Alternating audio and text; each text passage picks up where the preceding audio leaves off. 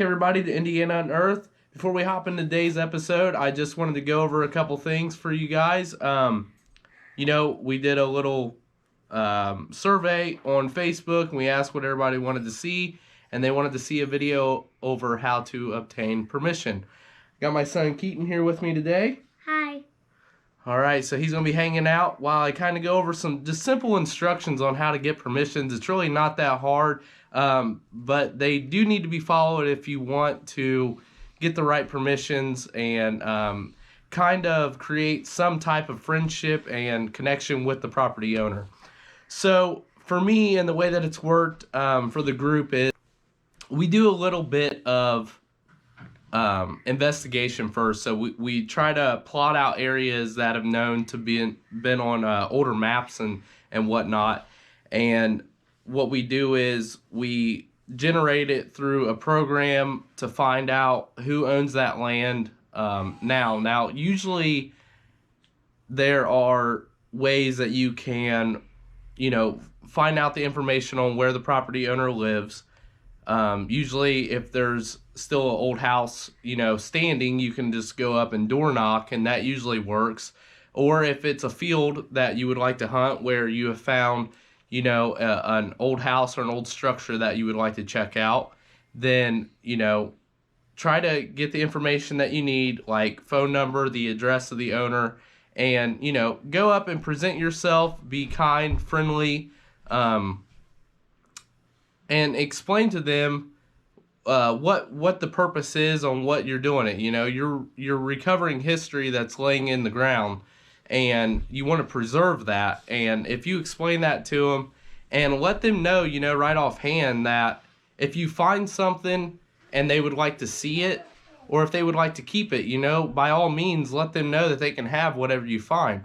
I've found through, detecting and going up to the property owner and showing them that, the stuff that you find in the ground, that there's a good chance that they respect that enough to go ahead and let you keep whatever you find. Now, I've had a couple people ask for stuff that I found, little odds and ends. If it's coins or whatever, that's fine. Take pictures. Pictures last forever, just as having the product right in your hand. So if that's what they want, if they want to keep it, then by all means, give it to them, because you did find that on their property. It's a piece of that property. Another thing that, you could offer is making a shadow box or putting it in a coin sleeve and keeping it nice for them and presenting them with it, out of a little payment out of respect for them giving you the time and the opportunity to detect the property. I just kind of wanted to touch on another little subject real quick. And unfortunately, this has just recently happened, and I think that it needs to be addressed. So I just talked about getting permissions, and that's number one. You have to get permissions wherever you hunt.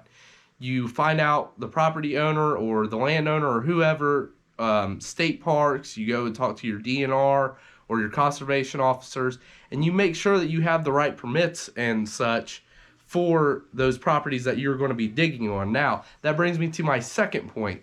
The second point being, if you are digging holes, don't just go up and say that you're going to be digging holes, because that automatically puts it in people's minds that you're going to be digging, big holes in their yard, and you're not going to be cleaning up your mess.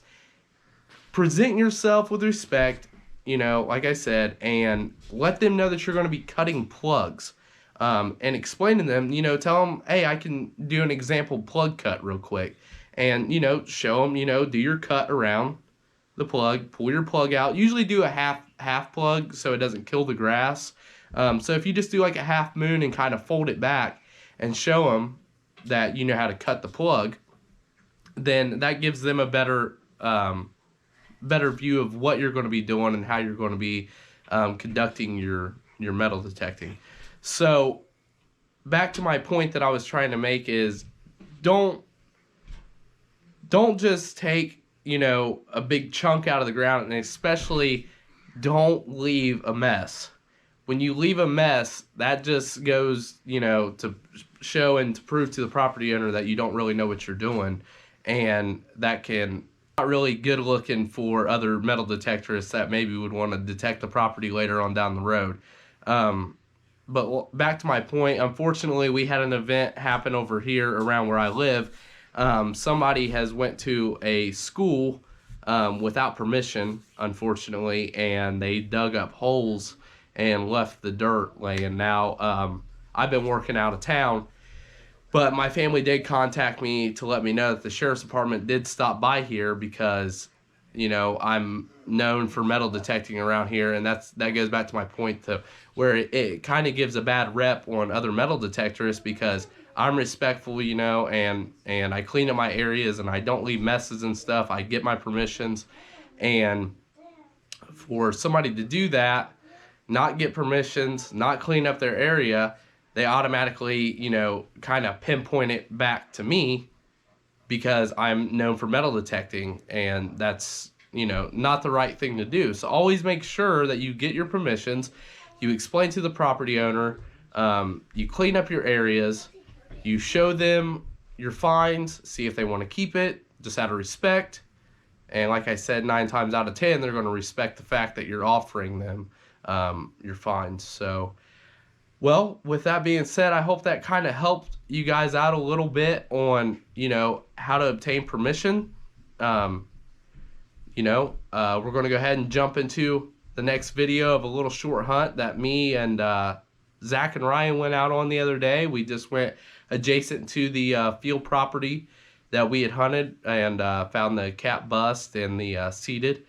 And, well, stay tuned, and I hope you guys enjoy it. Also, before we start, don't forget to hit that like button, subscribe, and share the video for more content. Hit the bell so you'll be notified. And, well, we'll see you at the first hole. Thanks, guys.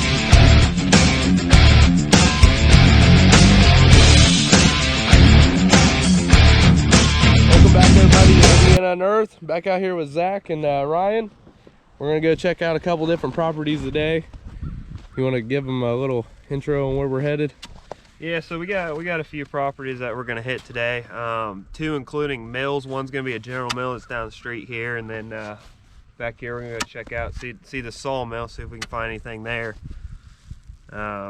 Everything seems like it was built between 1850s and 1870s, so hopefully we find some pretty good stuff. Alrighty. Alright guys, as always, before we start, like, subscribe, comment, hit that bell so you'll be notified on our next upcoming videos.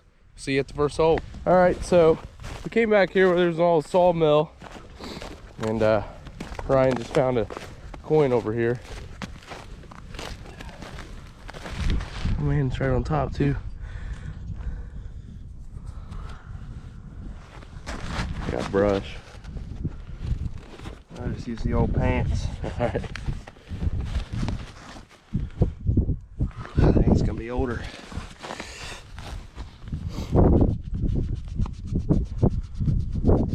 Look where I walked. Oh, we got a buffalo. Really? Nice. You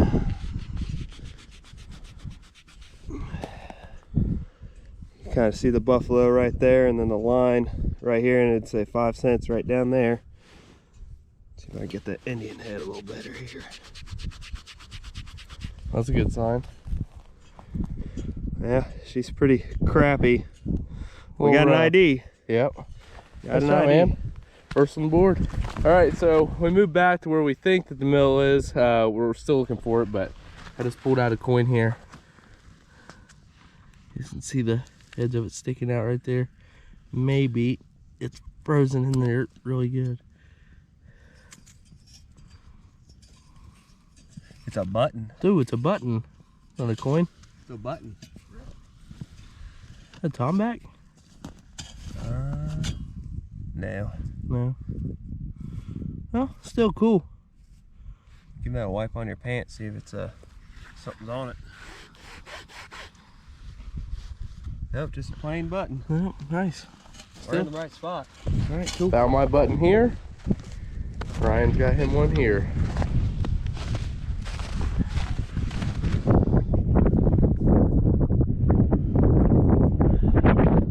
There's some kind of activity back here. Ooh, that one's older than mine. It is a different style. I was hoping it kind of came off the same coat. Look at that patina on it. It turned green. All right, we'll be back with the next good find. Yeah. All right, so we're making our way up to go meet Bo, and the old house site where we were at the other day is right over there. I just started detecting. I got a signal here.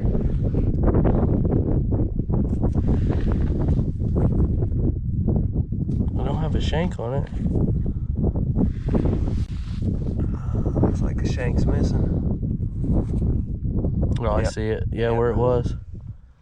Heck yeah. That's gonna shine up real nice. Sweet. All right. All right. Zach's got something cool. We came back to the property where we were finding all that silver and stuff at, and he's got something colonial here. The shoe buckle frame, ain't it? Yeah. Brass. Did you nick it a little bit right there? No, I think it was broken when I got the other half. Did you break it? I don't think so. Now you're scaring me. Or is that one of them like waist buckles? I don't know. I'm never Not done really anything. too I'm not too familiar with them either. familiar with It's old. It's nice. it's real nice. Awesome. Yep. All right, guys, I hope you really enjoyed that video, and we appreciate all the support that we've gotten. And I hope this little permission video slash, hunt, I hope you guys enjoyed it, and I hope it helped anybody that's wanting to get involved in metal detecting. Always remember, permission, clean up your area, and respect the property owner. And as always, guys, happy hunting, and we'll see you again on another episode of Indiana Unearthed. Thanks.